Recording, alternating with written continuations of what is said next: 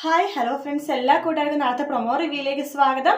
അങ്ങനെ അഞ്ജലി ശ്യാമിനോട് സംസാരിക്കാൻ വേണ്ടി ടെറസിലേക്ക് വരുമ്പോൾ ശ്യാം ആ മോതിരത്തിന്റെ ആ ഒരു ഡബ്ബി ഉണ്ടല്ലോ അത് ഒളിപ്പിച്ചു വെക്കാൻ വേണ്ടി നോക്കുമ്പോഴേക്ക് പോക്കറ്റിൽ നിന്ന് നിലത്തേക്ക് വീഴുവാണ്.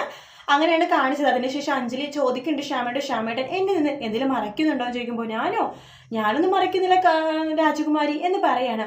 അതിനുശേഷം ആകാശ് വിളിക്കുന്നുണ്ട് നമ്മുടെ പ്രീതിനെ. എന്നിട്ട് ചോദിക്കേണ്ട പ്രീതി, എനിക്ക് ഒരു പ്രാവശ്യം കൂടി തന്നോട് സംസാരിക്കണം, താനൊന്ന് പുറത്തേക്ക് വരില്ല എന്ന് പറയുമ്പോൾ ആകാശ് പറഞ്ഞിട്ട് പ്ലീസ് പ്രീതി, താൻ ഒരൊറ്റ പ്രാവശ്യം വന്നാൽ മതി, എന്നോട് ഇഷ്ടമെങ്കിലും ഇഷ്ടമുണ്ടെങ്കിൽ താൻ വരണം എന്ന് പറഞ്ഞിട്ട് ഫോൺ വെക്കുവാണ്.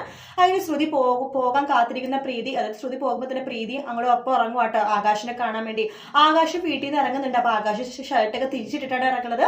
ലാവണ്യ ചോദിക്കണ്ടേ എന്താ വല്ല ഡേറ്റിങ്ങിന് പോവാണോ ചോദിക്കുമ്പോൾ അതെന്താ അങ്ങനെ ചോദിച്ചത്? അല്ല, ഷർട്ടൊക്കെ തിരിഞ്ഞിരിക്കുന്നു, സാധാരണ അങ്ങനെയൊക്കെ ഉണ്ടെങ്കിൽ ഇങ്ങനത്തെ അബദ്ധമൊക്കെ പറ്റണത്, ഞാനത് ശ്രദ്ധിച്ചില്ല എന്ന് പറഞ്ഞിട്ട് ഷർട്ടൊക്കെ നേരൊക്കെ ഇടുവാണ്. അപ്പോഴേക്കും മനോരമ പറയുന്നുണ്ട് നമ്മുടെ അഞ്ജലി അടുത്ത്, അവന്റെ പെരുമാറ്റത്തിലൊക്കെ എന്തോ ഒരു പ്രശ്നം ഉണ്ടല്ലോ അഞ്ജലി ബേബി എന്ന് പറയുമ്പോൾ, പ്രശ്നമോ എന്ത് പ്രശ്നം എന്നിങ്ങനെ ചോദിക്കുകയാണ്.